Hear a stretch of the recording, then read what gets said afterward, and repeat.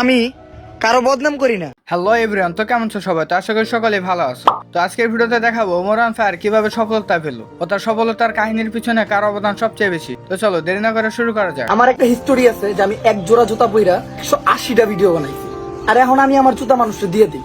মানে আমি কেস পড়তে পারি না, এটা আমি অভ্যস্ত না, যার ফলে আমি most of the time sandal পইরা ভিডিও বানাই, বা যে কোনো জায়গায় গেলে স্যান্ডেল পরে জায়গা। আমার বাসায় এখন অনেক কেস আছে যেগুলো আমি একবার ইউজ করিনি।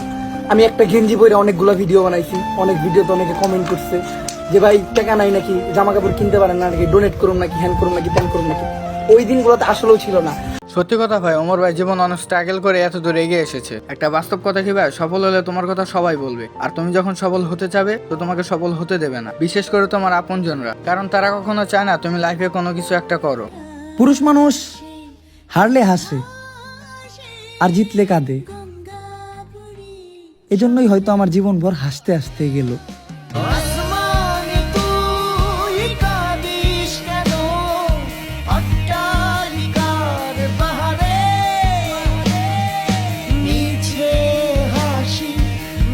বিশেষ করে রাসেল ভাই ওমর ভাইয়ের এই কথাটি প্রত্যেকটি মধ্যবিত্ত পরিবারের ছেলের মনের কথা। হয়তোবা সফলতা পেয়েছে দেখে এখন ওমর ভাইকে আমরা সবাই চিনি। তিনিও একজন মধ্যবিত্ত পরিবারের ছেলে ছিলেন, বর্তমানে তিনি ইউটিউবে একজন সফল কন্টেন্ট ক্রিয়েটর। তো যাই হোক, চলো এখন আমরা দেখে আসি ওমর ভাইয়ের কিছু পুরনো ভিডিও। এই ব্যস্ত দুনিয়ায় জান্নাত উপভোগ করতে চাও, তাইলে বাবার বুকে নয়তো মার কোলে মাথা রেখে ঘুমাও। जब तक जहां में सुबह शाम है तब तक मेरे नाम। ভালোবাসা একবারই হয়, আমি দ্বিতীয়বার চেষ্টা করার পর বলতাছি।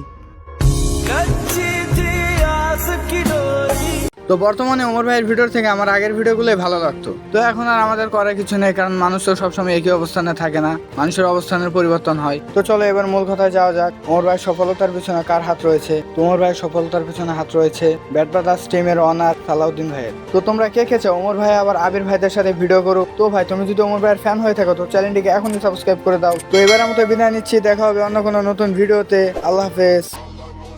2023 আসার পর আমি শুধু একটা জিনিসই বুঝলাম, সফলতা বলতে কিচ্ছু হয় না, টাকা যার দুনিয়াটাই তার। Нарекали тебя накормленные бредом, я ты на сунгере души педалами любима, так и знай, толерантными родимыми. আজকে যারা বলতাছে যে এমন স্বাধীনতা তো আমরা চাই নাই, বিশ্বাস করেন ভাই, এদের একজনেরও আমি যুদ্ধের সময় দেখতে পাই নাই।